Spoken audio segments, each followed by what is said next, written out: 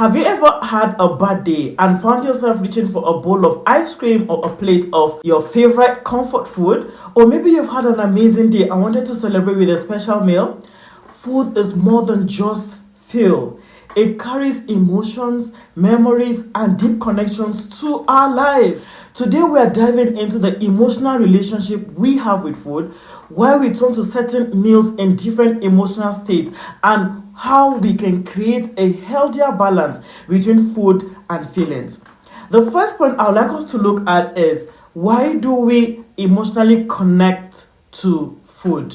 Food is deeply linked to our emotions because it triggers memories, provides comfort, and can even influence our brain chemistry. Think about it, like childhood memories. Many of us have food that reminds us of home, maybe your grandma's dish or a dish your parents made on special occasions. These meals are tied to emotions, making them comforting when you feel stressed or nostalgic. The next point I would like to talk about is brain chemistry. Certain food, especially those high in sugar or fat, trigger the release of dopamine, the same feel-good hormone associated with pleasure and happiness. That's why we crave comfort food when we are feeling low. Now let's look at the cultural and social bonding. Food is a huge part of celebrations and tradition, whether it's birthday cake, holiday feast, or family dinners.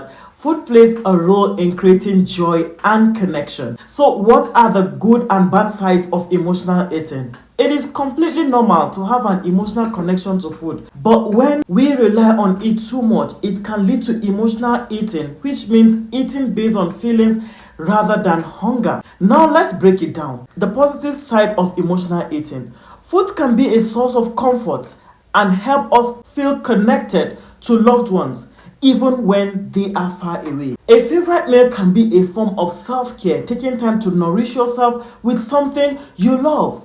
Certain food can actually help improve mood, like dark chocolate, nuts, and food rich in omega-3. Now, the negative side. Relying on food to cope with emotions can create unhealthy cycle. Feeling stressed, eating for comfort, then feeling guilty about what you ate.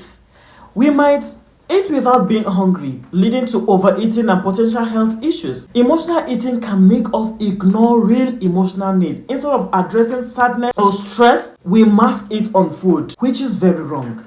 I remember a time when I felt really overwhelmed and my first instinct was to grab my favorite snack. I wasn't even hungry, I just wanted to feel better. And while it worked for a moment, it didn't solve my stress. That's when I realized I needed to understand my emotions rather than just feed them. So how do we balance our emotional connection to food without letting it control us? Here are some tips. Practice mindful eating.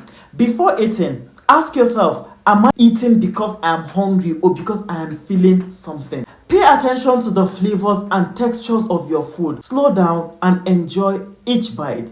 The second point I would like us to look at is to find the non-food ways to cope with emotions. If you are stressed, try taking a walk, journaling, or listening to music instead of reaching for snacks. If you are feeling sad, call a friend, watch something uplifting like Chef Jemmy's live stream, or engage in creative activity.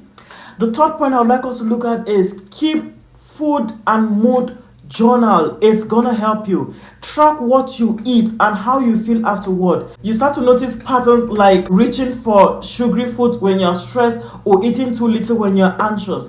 The fourth point, allow yourself to enjoy food without guilt. It's okay to eat your favorite comfort food. The key is moderation and mindfulness. Enjoy it, but don't rely on it as the only way to deal with emotions.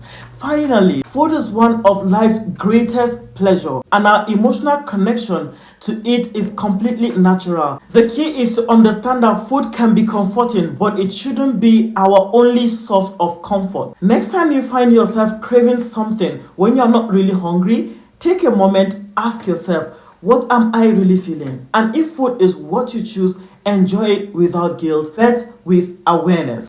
I'd love to hear from you. Do you have a comfort food that always makes you feel better? Or have you ever noticed how your emotions affect your eating habit? Let's talk in the comment section. Thank you so much, guys, for watching. I am going to see you on the next episode tomorrow. Do not forget, subscribe, like, and share. Bye, guys.